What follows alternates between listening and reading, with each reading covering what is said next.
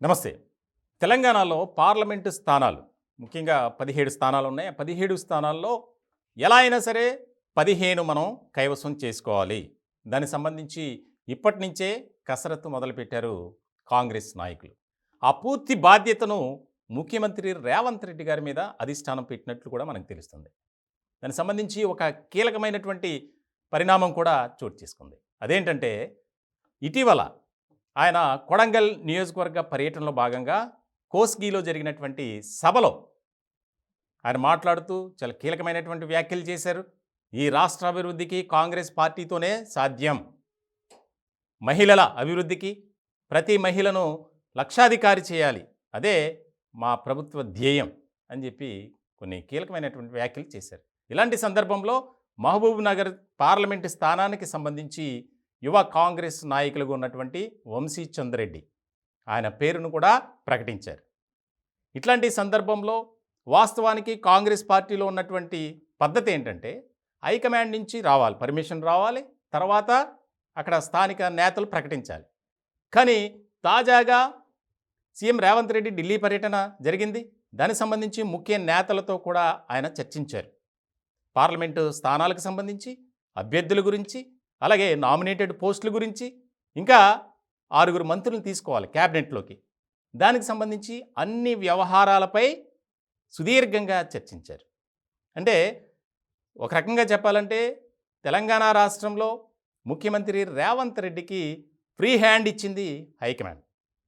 ఇట్లాంటి తరుణంలో కొంతమంది కీలకమైనటువంటి నాయకులకు నియోజకవర్గాల బాధ్యతను అప్పగిస్తూ కూడా ఆయన ఒక నిర్ణయం తీసుకున్నారని తెలుస్తుంది. ముఖ్యంగా 15 నియోజకవర్గాల్లో కాంగ్రెస్ పార్టీ మనం విజయం సాధించాలి అనేదే ఒక టాస్క్గా పెట్టుకున్నారట. దీనికి సంబంధించి త్వరలోనే ఎక్కడెక్కడ ఎలా బహిరంగ సభలు ఏర్పాటు చేయాలి, ఆ సభలకు ఢిల్లీ నుంచి ఎవరు రావాలి అనేది కూడా ఒక నివేదిక తయారు చేస్తున్నట్లు తెలుస్తుంది. ఇప్పటికే అభ్యర్థుల ఎంపిక విషయంలో ఒక నిర్ణయం కూడా తీసుకోబోతున్నారు. మనం చూసాం గాంధీ భవన్లో అప్లికేషన్స్ను కూడా స్వీకరించారు. ఎవరైతే ఈ 17 నియోజకవర్గాలకు సంబంధించి ఆశావాహులుగా ఉన్నారో వారందరి నుంచి అప్లికేషన్స్ని తీసుకున్నారు. చాలా కీలకమైనటువంటి పరిణామంగా మారింది.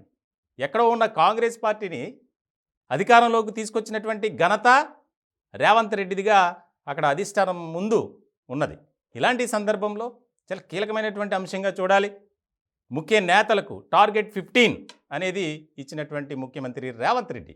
దానికి సంబంధించి మరో 2-3 రోజుల్లో 17 నియోజకవర్గాల్లో ఆల్రెడీ ఒక నియోజకవర్గానికి ప్రకటించేశారు. ఇంకా మిగిలిన 16 నియోజకవర్గాలకు సంబంధించి ఎవరెవరు ఎక్కడి నుంచి పోటీ చేయాలనే దాని మీద ఒక క్లారిటీ, ఒక ప్రకటన కూడా చేయబోతున్నారని, ముఖ్యంగా రాష్ట్రంలో గులాబీ పార్టీ కనిపించకూడదు, ఆ పార్టీ పేరు వినిపించకూడదు.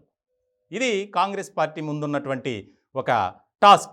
ఇలాంటి నేపథ్యంలో మంచి స్ట్రాంగ్గా బిల్డప్ అయినటువంటి నాయకుల్ని నియోజకవర్గాల్లో బలమైన అభ్యర్థులుగా బరిలోకి దింపాలి.